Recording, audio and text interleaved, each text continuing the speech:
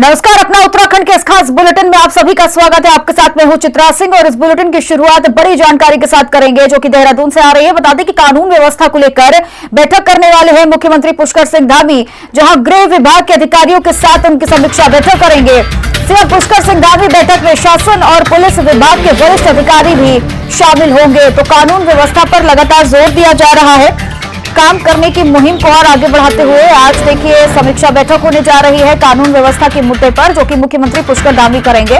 गृह विभाग के अधिकारियों के साथ साथ समीक्षा बैठक करने वाले हैं कानून व्यवस्था के मुद्दे पर कि किस तरीके से और ज्यादा दुरुस्त किया जाए कानून व्यवस्था पर। जो बैठक में शासन और पुलिस विभाग के कई वरिष्ठ अधिकारी शामिल होंगे। आगे का लेखा जोखा भी तैयार किया जाएगा, निर्देश दिए जाएंगे और आगे के रिपोर्ट कार्ड के तौर पर भी चेक किया जाएगा कि अभी तक किस तरीके से कानून व्यवस्था पर काम अधिकारियों पुलिस विभाग के द्वारा किया गया है। तो बड़ी जानकारी है, जहां देखिए आज मुख्यमंत्री पुष्कर धामी कानून व्यवस्था के मुद्दे पर बैठक करेंगे। गृह विभाग के अधिकारियों के संग उनकी समीक्षा बैठक है।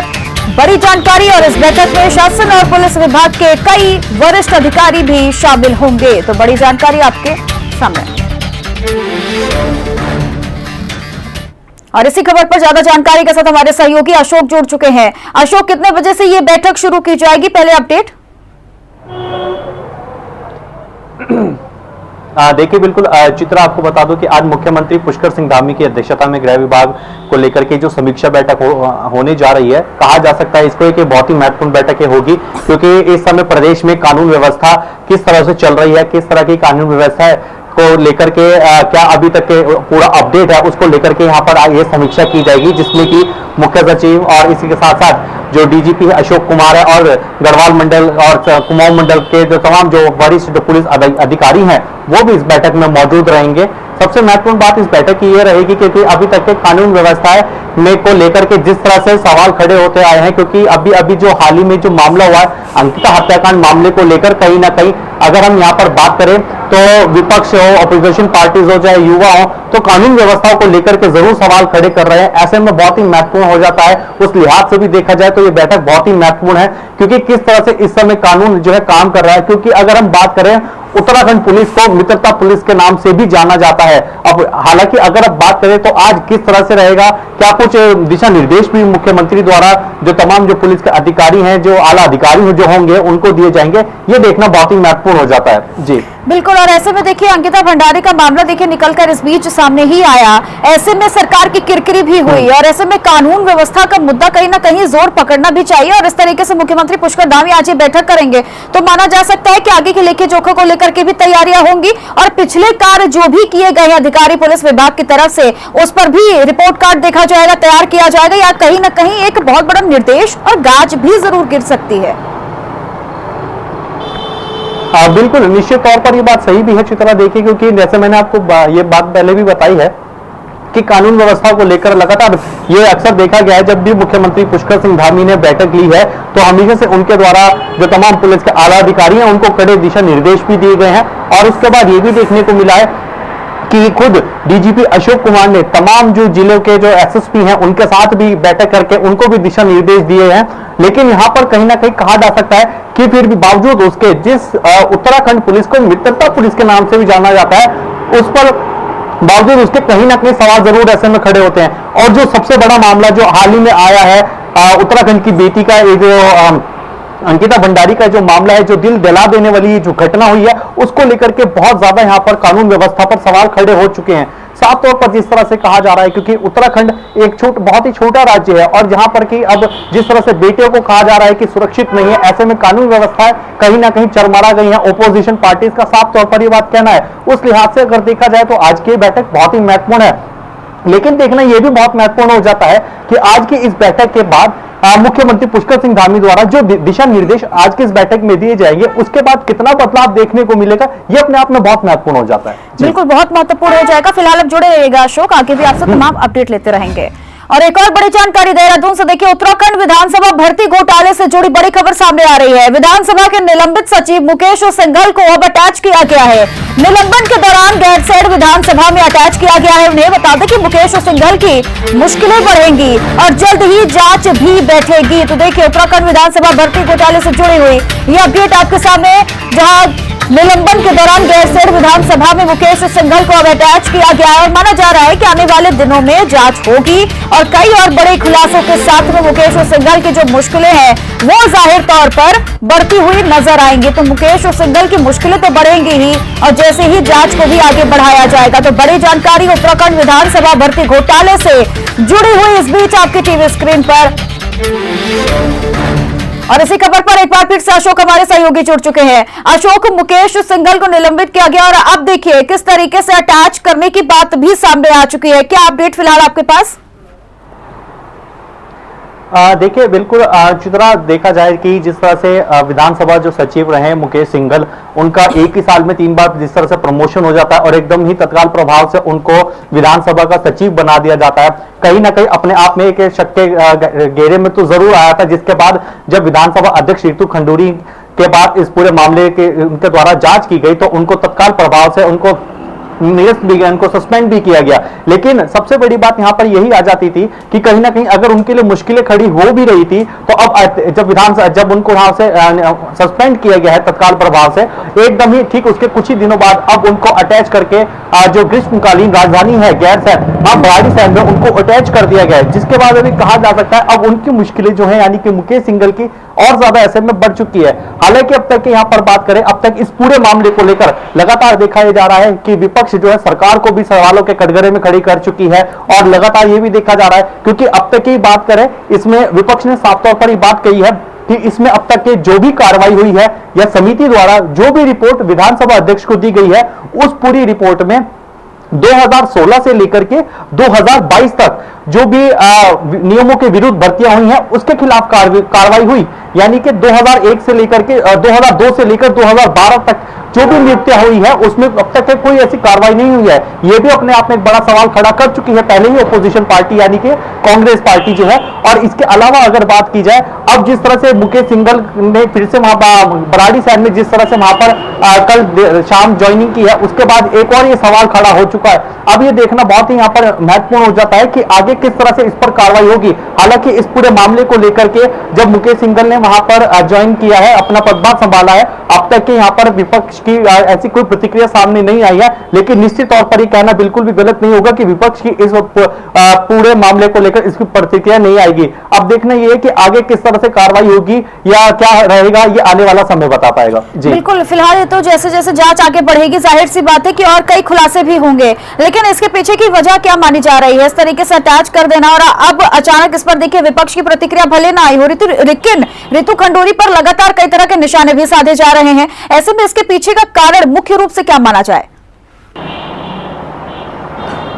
बिल्कुल, देखिए चित्रा, सबसे बड़ी बात है कि विधानसभा जो ये भर्ती जो मामला हुआ है, जो इसमें चाहे बैकडोर से भर्तियां हुई हो, चाहे नियमों के विरुद्ध भर्तियां हुई हो, जिस भी तरह से भर्तियां हुई हैं उसको लेकर के आए दिन हम ये देख रहे हैं कि एक ये जो पूरा मामला है एक नया मोड़ लेता हुआ नजर आ रहा है। जो तमाम जो विपक्षी दल है वो विधानसभा अध्यक्ष रितु खंडूरी को सीधा सीधा घेरते हुए नजर आ रहे हैं। और अभी हाल ही में जिस तरह से उनके खुद के ही कार्यकाल में एक नया मामला सामने आया है कि उनके खुद के कार्यकाल में एक जो कुछ भर्तियां ऐसी हुई हैं जो कि बाहर अन्य राज्यों के जो युवा हैं उनको नियुक्त किया गया है। साफ तौर पर चाहे अगर हम यहाँ पर बात करें कांग्रेस की या फिर उत्तराखंड क्रांति दल की, तो इन्होंने साफ तौर पर एक मांग की है कि उत्तराखंड के जो युवा हैं उनको क्यों नहीं इस पद के लिए योग्य समझा गया और बाहर के जो युवा हैं उनको क्यों मौका दिया जा रहा है। ये भी अपने आप में एक सवाल खड़े कर चुकी है विपक्षी पार्टियां। और अब यहाँ पर यह देखना बहुत महत्वपूर्ण हो जाता है क्योंकि लगातार कई विधानसभा भर्तियों को लेकर कई मामले ऐसे सामने अब तक के आ चुके हैं। लेकिन अब यह देखना महत्वपूर्ण होगा कि इस पूरे मामले की जांच किस तरह से होगी और जो विपक्षी दलों के जो सवाल जो वो खड़े करे हैं क्या उनको संतोषजनक जवाब मिल पाएंगे, ये आने वाला वक्त बता पाएगा। बिल्कुल, और ऐसे में देखिए अब लगातार ये तो फिलहाल आने वाला वक्त ही बताएगा, लेकिन आपका बहुत बहुत शुक्रिया अशोक तमाम जानकारी देने के लिए। और हरिद्वार में पंचायत चुनाव की मतगणना खत्म हो गई है और इस पर बीजेपी की बड़ी जीत सामने आई है। 14 सीटों पर बीजेपी ने पंचायत चुनाव में जीत का परचम लहराया है और वहीं 17 सीटों पर निर्दलीय, 8 सीटों पर बसपा की जीत हुई है। और कांग्रेस की अगर बात करें तो कांग्रेस ने जिला पंचायत की 4 सीटों पर कब्जा जमाया है। तो देखिए, बीजेपी की शानदार जीत और वहीं बसपा की 8 और कांग्रेस ने 4 सीटों पर जीत दर्ज की है और 17 सीटों पर निर्दलीय चुनाव हुए और ऐसे में यहां पर जीत 17 सीटों पर हुई और 8 सीटें बसपा के खाते में गई है और कांग्रेस ने जिला पंचायत की 4 सीटों पर कब्जा जमाया है। तो बड़ी जानकारी है, आपकी टीवी स्क्रीन पर देखिए, जहां परिणाम घोषित हो चुके हैं। हरिद्वार में पंचायत चुनाव से जुड़े हुए मतगणना खत्म हुई है और बीजेपी की बड़ी जीत, शानदार जीत निकलकर सामने आई है, जो लगातार देखिए त्रिस्तरीय चुनाव माना जा रहा था बसपा, कांग्रेस और बीजेपी पर, लेकिन बीजेपी की शानदार जीत, यानी 14 सीटों पर बीजेपी की जीत हुई है पंचायत चुनाव में और वहीं 17 सीटों पर निर्दलीय, 8 सीटों पर बसपा की जीत तय हो चुकी है और कांग्रेस की अगर बात करें तो इन जिला पंचायत की 4 सीटों पर कांग्रेस ने कब्जा जमा लिया है। तो उत्तराखंड के लक्सर की ये तस्वीरें हैं, जहां देखिए खुशी जाहिर करते हुए सभी प्रत्याशी यहां पर जिनकी जीत हुई और उसके बाद एक उत्साह के तौर पर मनाया जा रहा है। हरिद्वार में जिला पंचायत चुनाव हुए और ऐसे में बीजेपी की शानदार जीत, बसपा के खाते में 8 सीटें गई हैं और कांग्रेस के खाते में 4 सीटें ही गई हैं, यानी बीजेपी ने शानदार जीत करते हुए 17 सीटें अपने कब्जे में ले ली है। ये बड़ी जानकारी है और वहीं 17 सीटों पर निर्दलीय भी जीते हैं। 8 सीटों पर बसपा की जीत हुई और कांग्रेस की अगर बात करें तो 4 सीटों पर।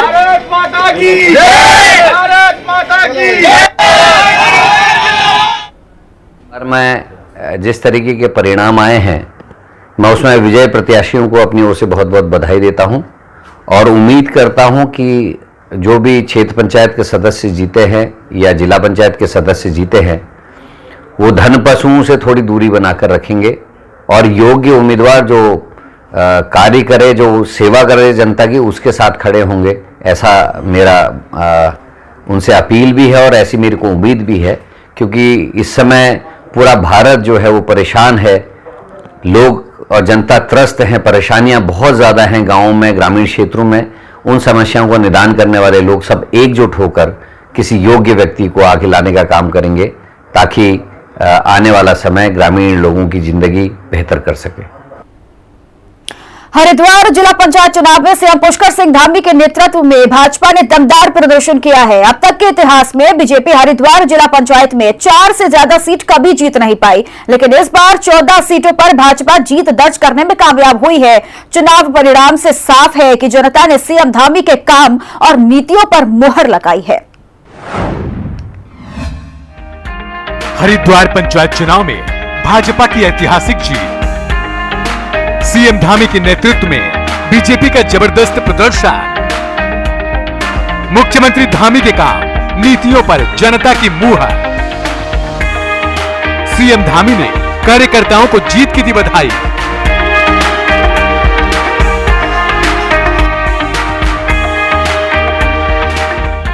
हरिद्वार त्रिस्तरीय पंचायत चुनाव में बीजेपी ने शानदार जीत हासिल की है। सीएम धामी के नेतृत्व में भाजपा ने प्रतिष्ठा का सवाल बने जिला पंचायत चुनाव में जबरदस्त प्रदर्शन किया है। बीजेपी समर्थित प्रत्याशियों ने इस बार 14 सीटें जीत ली हैं, जबकि इससे पहले पार्टी को महज 4 सीटों से ज्यादा पर जीत नहीं मिली है। गौरतलब है कि मुख्यमंत्री पुष्कर सिंह धामी ने हरिद्वार क्षेत्र में पिछले कुछ समय में कई दौरे किए हैं। स्थानीय जनता ने मुख्यमंत्री की मेहनत और काम को सराहते हुए उन्हें ये उपहार दिया है। इधर पंचायत चुनाव में हरिद्वार ग्रामीण सीट से पूर्व सीएम हरीश रावत और उनकी बेटी कुछ खास नहीं कर पाई। विधायक अनुपमा रावत के क्षेत्र से 4 सीटों पर कांग्रेस बुरी तरह हारी है। सबसे अधिक सीटें पूर्व कैबिनेट मंत्री स्वामी यतीश्वरानंद के क्षेत्र से मिली हैं, जहां 7 सीटों पर रिकॉर्ड तोड़ जीत मिली है। उधर लक्सर में भी भाजपा ने 3 सीटें जीती हैं। यहां 1 सीट से कांग्रेस के संजय सैनी को जीत मिली है, जबकि रानीपुर की दोनों सीटों पर बीजेपी ने जीत दर्ज की है। रानीपुर से चमन चौहान अपनी पत्नी को जीत दिलाने में कामयाब हो गए हैं। औरंगाबाद से भी भाजपा ने जीत दर्ज की है। बीजेपी के शानदार प्रदर्शन से तय हो गया है कि मुख्यमंत्री धामी के काम और उनकी नीतियों पर जनता ने अपनी मुहर लगा दी है। ब्यूरो रिपोर्ट, हिंदी खबर।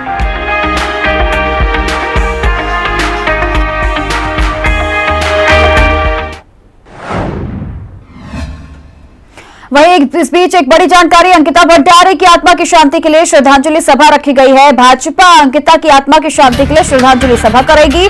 सभी जिलों में श्रद्धांजलि सभा होगी, बेटी को श्रद्धांजलि दी जाएगी। तो बड़ी जानकारी देखिए, भाजपा अंकिता की आत्मा की शांति के लिए श्रद्धांजलि सभा का आयोजन किया गया है, जो कि हर जिले में होगा। और अंकिता की आत्मा की शांति के लिए श्रद्धांजलि सभा का आयोजन किया गया है। सभी जिलों में श्रद्धांजलि सभा रखा गया है और बेटी को श्रद्धांजलि अर्पित की जाएगी। तो बड़ी जानकारी देखिए, भाजपा की तरफ से अंकिता भंडारी की आत्मा की शांति के लिए श्रद्धांजलि सभा का आयोजन किया गया है, जो कि हर जिले में होगा। और की आत्मा की शांति के लिए श्रद्धांजलि सभा का आयोजन किया गया है। भाजपा अंकिता की आत्मा की शांति के लिए श्रद्धांजलि सभा का आयोजन हर जिले में करेगी। अंकिता हत्याकांड में राजस्व पुलिस भी एसआईटी के रडार पर आ चुकी है। एसआईटी ने राजस्व कर्मियों से अंकिता मामले को लेकर पूछताछ शुरू कर दी है। मामले की जांच में देरी से राजस्व पुलिस पर कई सवाल खड़े हो गए हैं, जिनके जवाब एसआईटी अब तलाशने में लगी हुई है।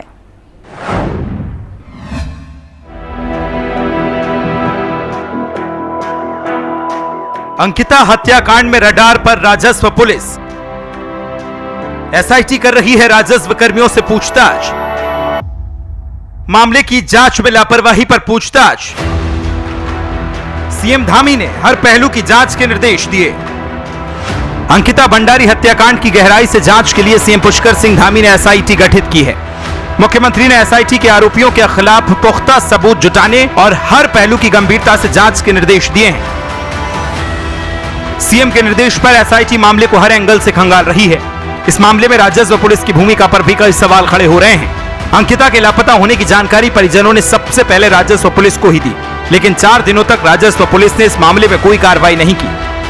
इसे देखते हुए एसआईटी की टीम यमकेश्वर तहसील क्षेत्र के सभी राजस्व अधिकारियों और कर्मचारियों से पूछताछ कर रही है, क्योंकि आरोपी पुलकित आर्य का वनांतरा रिजॉर्ट पौड़ी जिले के यमकेश्वर तहसील क्षेत्र में पड़ता है। ऐसे में राजस्व विभाग के कर्मी क्यों 4 दिनों तक इतने गंभीर मामले में लापरवाह बने रहे, एसआईटी इसकी पूछताछ कर रही है। इसके साथ ही एसआईटी ने आरोपी पुलकित आर्य और बाकी 2 आरोपियों की रिमांड के लिए कोटद्वार कोर्ट में याचिका दायर की है। एसआईटी प्रभारी डीआईजी पी रेणुका देवी ने कहा है कि आरोपियों से पूछताछ के लिए उन्हें रिमांड पर लिया जाएगा। सीएम पुष्कर सिंह धामी एसआईटी से लगातार इस मामले से जुड़े अपडेट ले रहे हैं। सीएम ने साफ किया है कि उत्तराखंड की बेटी के साथ दरिंदगी करने वालों पर कार्रवाई बेहद सख्त होगी, जो भविष्य के लिए एक नजीर बनेगी। ब्यूरो रिपोर्ट, हिंदी खबर।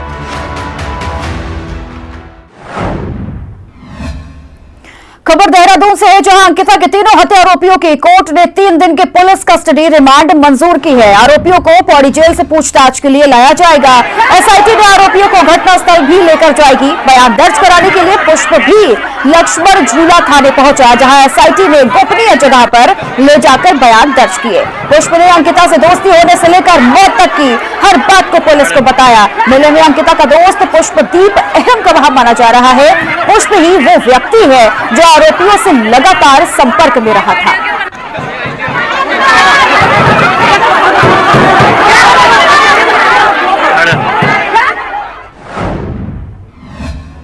वहीं मंडल मुख्यालय पौड़ी में सड़कों पर विभिन्न राजनीतिक दलों के साथ छात्रों द्वारा रैली निकाली गई। बता दें कि अंकिता हत्याकांड के दोषियों को फांसी की सजा दिलाए जाने की मांग को लेकर ये रैली निकाली गई। तो वहीं कलेक्ट्रेट परिसर में बहुत जन समुदाय ने जिलाधिकारी को बदलने तक की मांग कर डाली। इस मौके पर वक्ताओं ने जिलाधिकारी से अंकिता हत्याकांड से जुड़े वीआईपी के नाम का खुलासा करने की भी मांग की है। इस दौरान प्रदर्शनकारियों और पुलिस के बीच जमकर कहासुनी और बहस हुई। कुछ प्रदर्शनकारियों को इस दौरान हल्की चोटें भी लगी। जिलाधिकारी ने कहा कि जो मांग पत्र प्रदर्शनकारियों द्वारा उन्हें दिया गया है, उस ज्ञापन पत्र में सभी मांगे शासन स्तर की हैं, जिनको उनके द्वारा शासन को भेजा जा रहा है। में हम शुरू के दिन से इस केस को देखते आ रहे हैं और आज 18 तारीख के बाद मैं आज ही वापस यहाँ पौड़ी जनपद में भी आई हूँ। जितना हम देख रहे हैं, जितना मामलों को देख रहे हैं, कहीं ना कहीं ये सीधे तौर पे सत्य है कि साक्ष्यों को छुपाया जा रहा है। पुलकित आर्य के पिता विनोद आर्य वास्तविक तौर पे क्यों बाहर है, ये भी बहुत बड़ा सवाल है। पुलिस इन्हें क्यों रिमांड में नहीं ले रही है, ये भी बहुत बड़ा सवाल है। और इतने दिनों से हम बोल रहे हैं, आज 10 दिन हो गए, कितनी दूर सरकारें और सिस्टम में पहुंची है इस कार्रवाई को आगे लेके। हमें नहीं लगता कि इसमें जांच के क्या रिजल्ट आ रहे हैं, क्या रिजल्ट आज तक आए हैं। ये विषय बड़ा संवेदनशील हो चुका है। छात्र संघ के द्वारा जो है आज सुबह एक रैली का आयोजन किया गया था। 11 बजे से रैली शुरू होनी थी और उसके पश्चात फिर वो अपना बात को रखने के लिए कलेक्ट्रेट ज्ञापन देने के लिए वो आए थे। आज की जो एक दिशा की बैठक थी उस कारण से मेरा आना नहीं हो पाया था, लेकिन उनके द्वारा ये बार बार आग्रह किया जा रहा था कि जिलाधिकारी महोदय से हम लोग वार्ता करना चाहते हैं और मैं ज्ञापन देना चाहते हैं। अंकिता भंडारी हत्याकांड को लेकर सोशल मीडिया में भ्रम फैलाने पर उत्तराखंड पुलिस सख्त हो गई है। पुलिस ने सोशल मीडिया में भ्रामक पोस्ट डालने पर कानूनी कार्रवाई की चेतावनी दी है।